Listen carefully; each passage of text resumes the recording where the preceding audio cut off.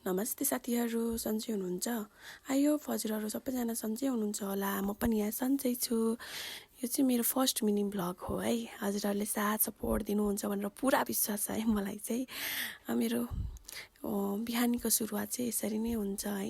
अब बुहारी भइसकेपछि काम त गर्नु पर्यो है। फ्रेस हुन्छु अनि प्राय जस्तो म चाहिँ पानी बसाल्छु पहिला, अनि अन्डा, अनि बल्ल अनि घर कसिङ्गर लगाउँछु कि घरभित्र सकिसकेपछि चाहिँ म आँगनमा बढाल्छु। कहिले बढाल्छु कहिले बढाल्दिनँ है। पानी धेरै परेको छ भने चाहिँ अब जति बढाल्दा पनि त्यस्तै हुन्छ नि त नि आँगन है। अनि आज पनि मुसलधारे पानी परेको थियो, त्यस्तो फोहोर त देखेको छैन, तर पनि अलिअलि कागजहरू चाहिँ मैले उठाएँ। अनि आजको तरकारीको व्यवस्था पनि त गर्नु पर्यो।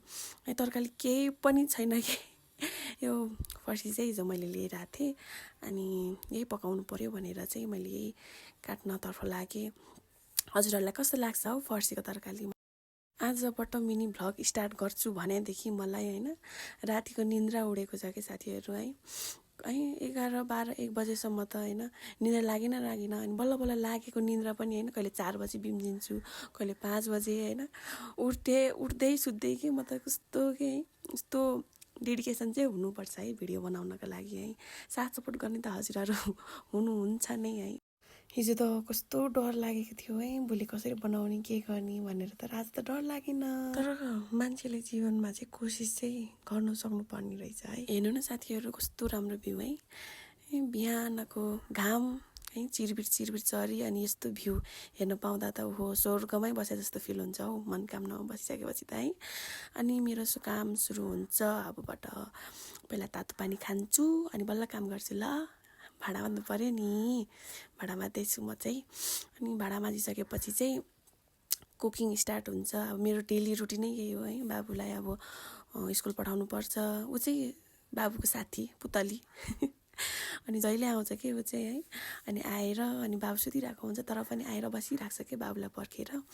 भने नि फर्सीको तरकारी कसलाई मनपर्छ आउनु है खानालाई। तर सकिसक्यो है, सरी।